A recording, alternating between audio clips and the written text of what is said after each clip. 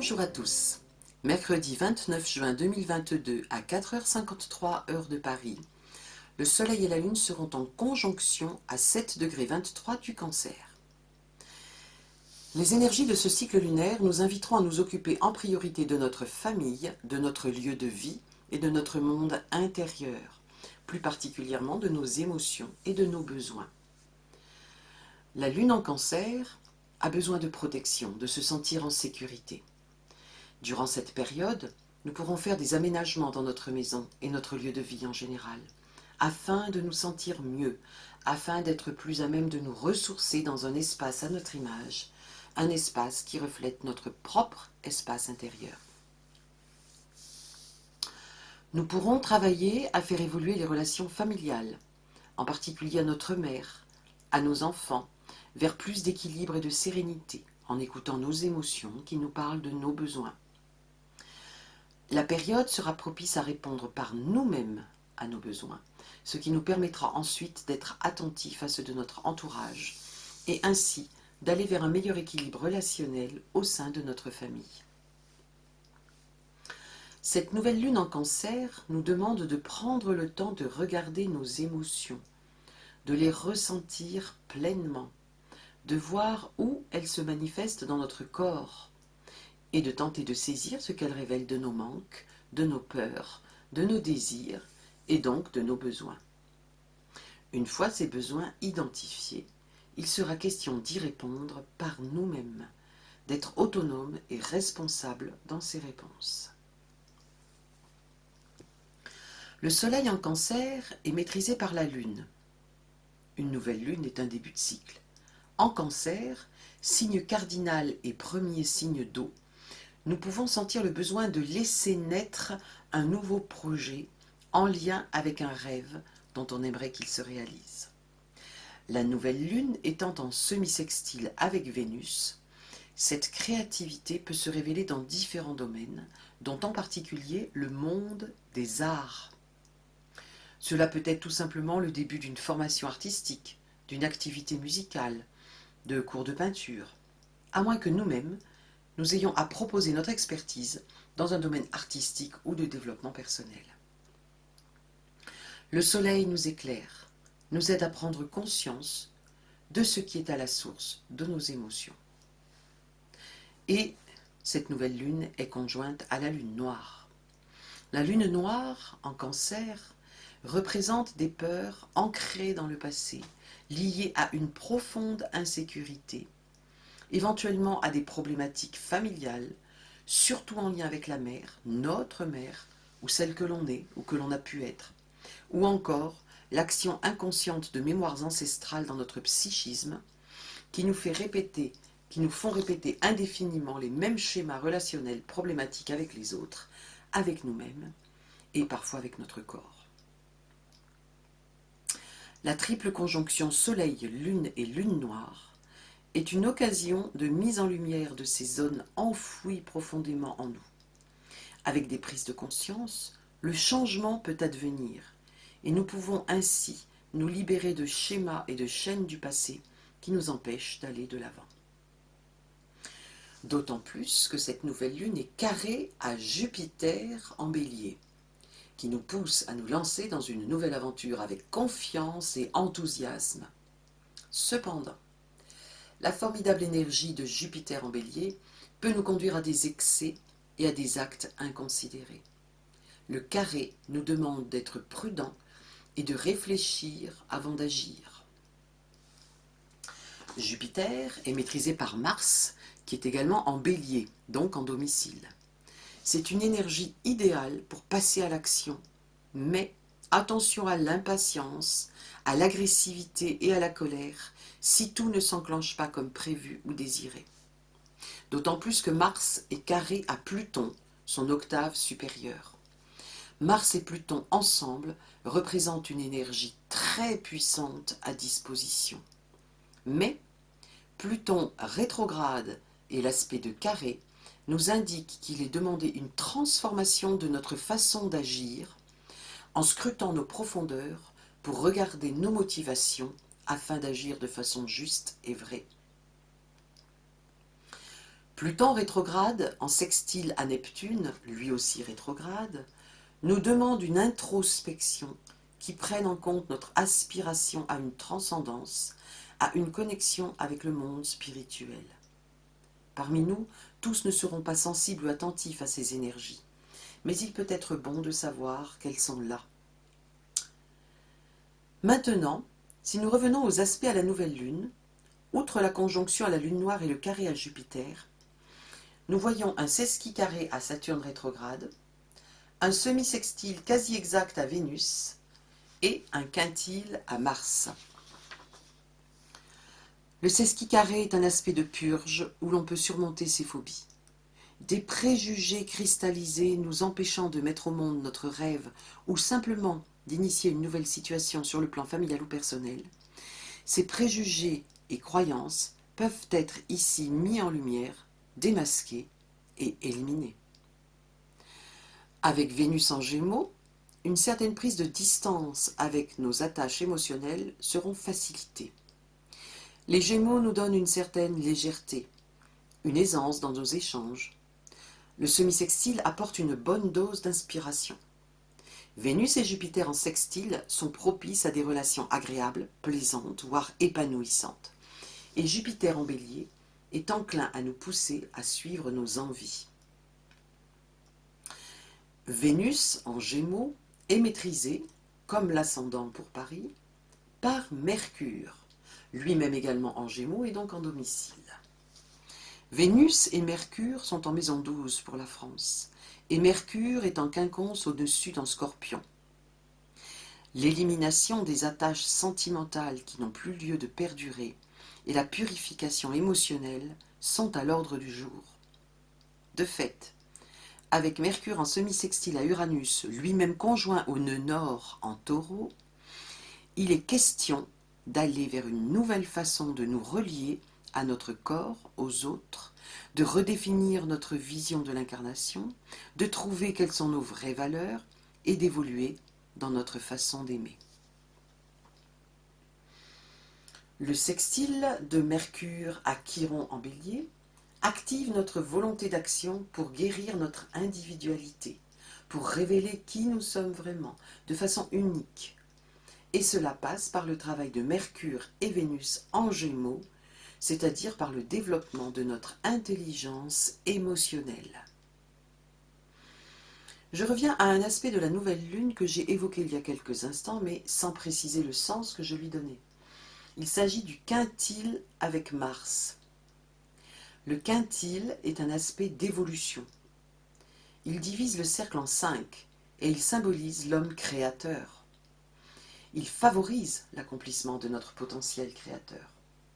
Entre Mars Bélier et la nouvelle lune Cancer, il indique une facilité à agir et à mettre en œuvre notre ressourcement, notre capacité à répondre à nos besoins en pleine autonomie et responsabilité, et à mettre au monde notre nouveau projet.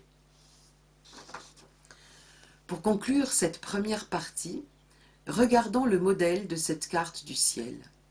Il s'agit d'un modèle bol, les 10 planètes principales étant réparties sur 150 à 200 degrés. Ce modèle est en analogie avec le signe du Cancer et avec la Lune. Il indique une forte implication émotive dans toute entreprise. Le défi du modèle bol se situe dans la maison centrale de la partie vide du thème, en l'occurrence ici en Balance en maison 5. Cela renforce l'opportunité de nous lancer dans un nouveau projet qui met en avant notre créativité dans le domaine artistique ou au niveau de nos relations pour aller vers plus d'équilibre, d'harmonie et de beauté. De plus, la planète incisive, c'est-à-dire la première dans l'ordre des signes, est Pluton. C'est donc une énergie de régénération qui va sous-tendre l'action de toutes les autres planètes. L'action de mise en lumière des sources de nos émotions et de nos besoins sera amplifiée par cette exigence plutonienne de nettoyage profond de tout ce qui est à éliminer pour aller vers notre futur et, plus précisément, pour cette lunaison, pour être créatif avec plus d'authenticité et de profondeur, à partir de notre individualité devenue plus forte, de par une plus grande conscience de qui nous sommes.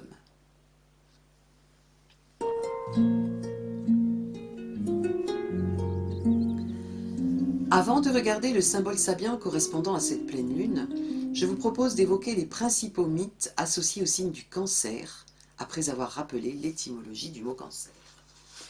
Il vient du grec karkinos, qui est apparenté au latin cancer, qui signifie crabe, et au sanskrit karkata, qui signifie crabe, là aussi, ou encore toujours du sanskrit karka, qui désigne une cruche, une carapace, et également un crabe, ainsi que le signe astrologique du Cancer.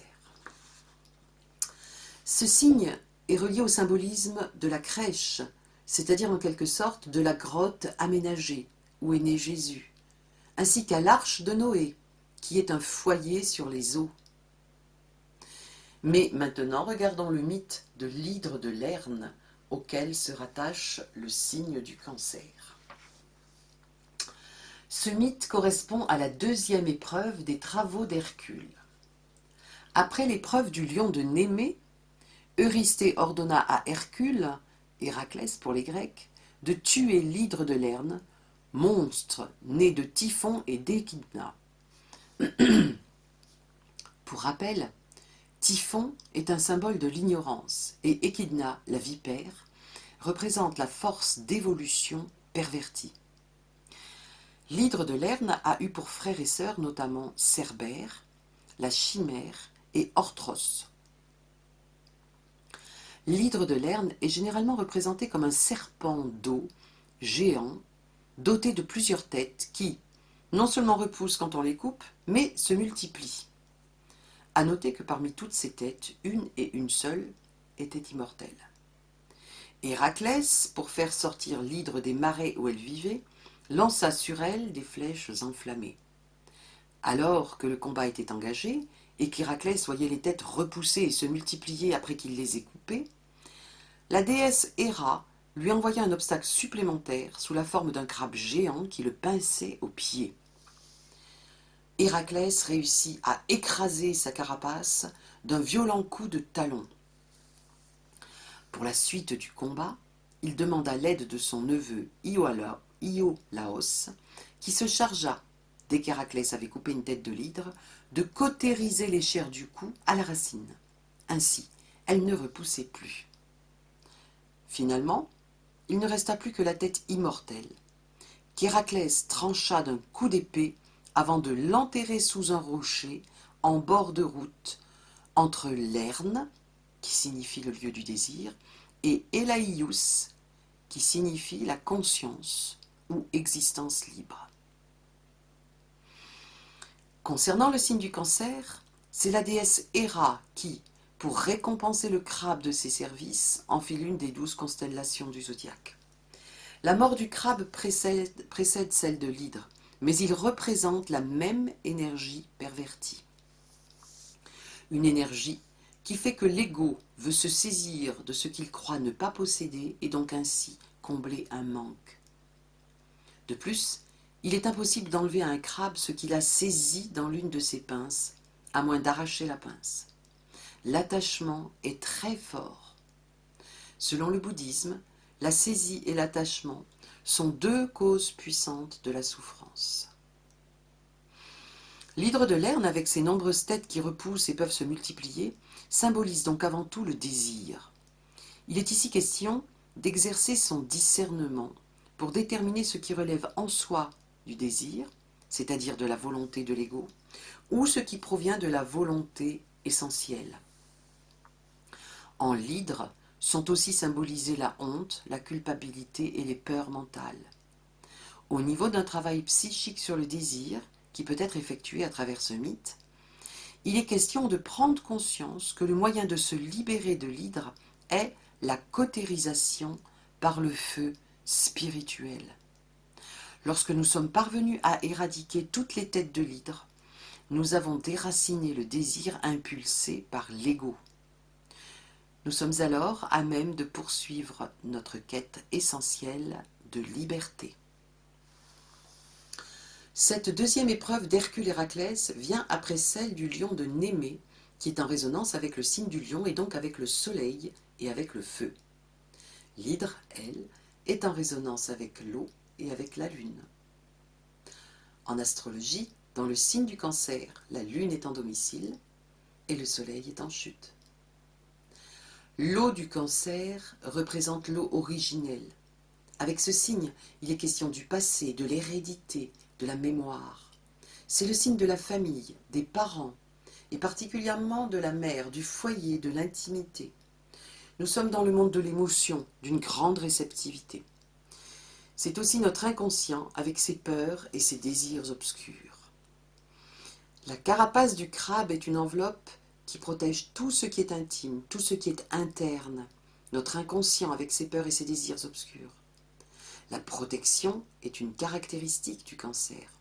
Se protéger lui-même, prendre soin de lui, mais également prendre soin des autres, des enfants en particulier. Si la Lune, au niveau individuel, représente notre personnalité, notre part féminine, réceptive, notre inconscient, nos besoins fondamentaux, elle peut également représenter la conscience collective, et donc la foule, le public, et même la démocratie.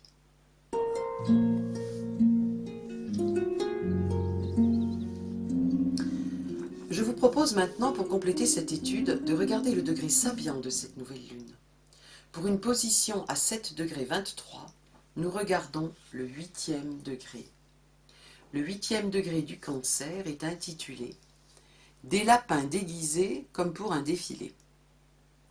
La dominante est la tendance présente en toute forme de vie d'imiter des formes supérieures pour stimuler sa croissance. Ce symbole bien étrange met le doigt sur ce qui est essentiel dans toute tentative initiale pour parvenir à une plus grande maturité et à un plus haut niveau de conscience, en s'associant avec des personnes qui ont déjà atteint un niveau supérieur d'évolution et de compréhension. Tout chercheur est en quête d'un exemple. Le mystique religieux parle de l'imitation du Christ.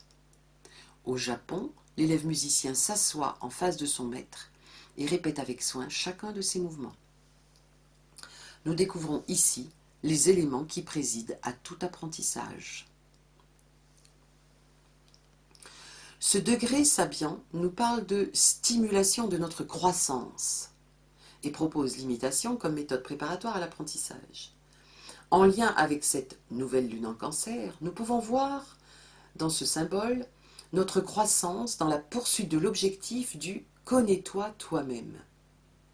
Quant à la méthode préparatoire de l'imitation, elle est en résonance avec l'introspection demandée par cette nouvelle lune pour contacter avant tout nos émotions et nos besoins et ainsi surmonter, voire éliminer les obstacles que peuvent représenter nos peurs, nos manques ou nos désirs inassouvis.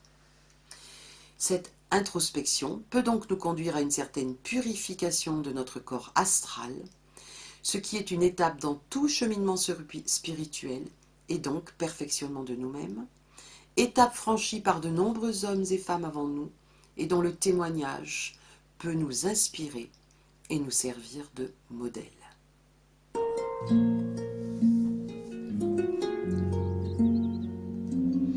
Pour terminer cette étude, regardons brièvement du côté de la numérologie et des arcanes du tarot. La date de cette nouvelle lune, 29/06/2022, nous donne 5 ou 14 selon la méthode de réduction utilisée. Cette nouvelle lune est donc en résonance avec le pape et tempérance, comme la précédente nouvelle lune du 30 mai en Gémeaux. Le message du pape est ici de poursuivre l'élévation de notre conscience et son élargissement par cette meilleure connaissance de nous-mêmes. Il insiste sur l'importance de prendre le temps de regarder en nous, sur la nécessité d'être patient et bienveillant envers nous-mêmes. Il est porteur de sagesse et de bons conseils et peut représenter des personnes autour de nous qui sont source d'inspiration ou qui peuvent nous servir de modèle. Le message de tempérance insiste davantage sur la communication bienveillante et douce que nous devons avoir avec nous-mêmes. Les prises de conscience qui apparaissent au cours de notre travail d'introspection sont à accueillir avec confiance et sérénité. Toute avancée dans la connaissance de notre individualité, de notre « je », nous est bénéfique, quels que soient les événements qui lui sont liés dans le présent. J'arrête là l'étude de cette nouvelle lune et vous remercie pour votre écoute. Je vous souhaite une très belle nouvelle lune. À bientôt!